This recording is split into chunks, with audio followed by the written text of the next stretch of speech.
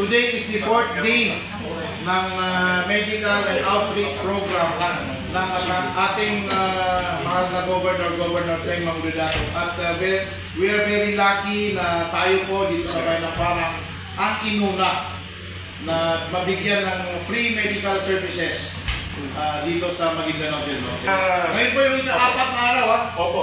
Kadalasan naman, karamihan ng medical mission, 1 day lang. Pinakamatagal yung 2 days.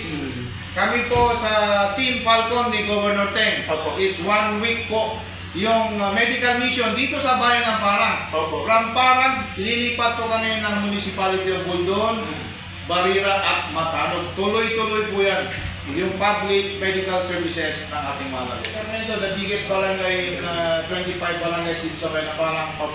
More or less, nasa 3,000 yung nabigyan ng free medical health services dito po sa Bayan ng Parang. Hindi lang yung medical services, meron din kaming banda ni Governor Teng na nagbibigay ng saya sa ating mga constituents.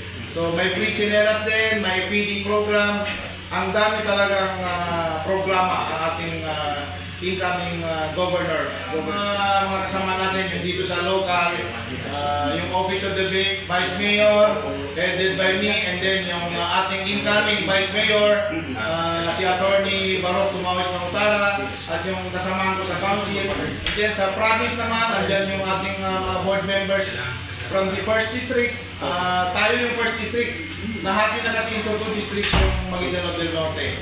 Una po si Board Member Vice Zoraida Birwar Apatuan, Board Member Dato Armando Bong Idasan, Board Member Dato Michael Tago Tumawis, at the last Board Member Dato Nash Imam from Manila. Yung nasa listahan ng as of 10 AM, nasa 2,000 na po sa Barangay Making Akoli. Kung ito total, makula ng day 1, maybe laabot na kami ng 10,000 yung nabigyan. Kasi this is our 4th day na. At bukas naman, mas marami pa pong mag-avail. Kasi doon na po kami sa coastal barangays natin ng Bayan ng Parang. So talagang hindi po mamibilang ngayon yung nag-enjoy, nag-benefit ng free medical services ng Team Falcon. Yes, yung mga nabigyan na, ayan po, naramdaman nyo na kung ano yung medical services ng ating mga governor. Wala po yan free. Wala po kaming sinisingil maski na piso. Dahil yun nga, free services lahat yan, handog ng ating mahal na Governor Teng Mangudadato at ang kanyang Vice Governor, elected Vice Governor by Amy Sinsua.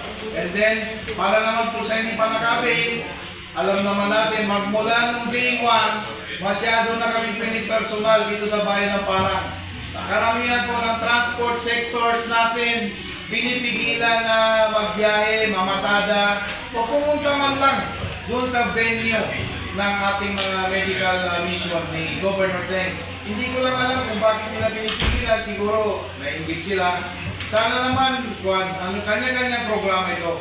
Kami naman po, ang gusto lang namin is mabigyan ng free medical services ang ating mga kababayan dito sa Bayan ng Parang. Kung yung sa mga nagbabawal, sana po makapag-isip-isip kayo. Kasi sayang po yung binibigay na ganitong klaseng services.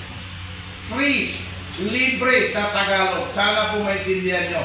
Walang personalan. Kung gusto nyo gayahin, pwede nyo gayahin. Mismo kami, papupuntahin namin yung aming mga constituents. Pag meron din kayong ganitong klase, health services na programa.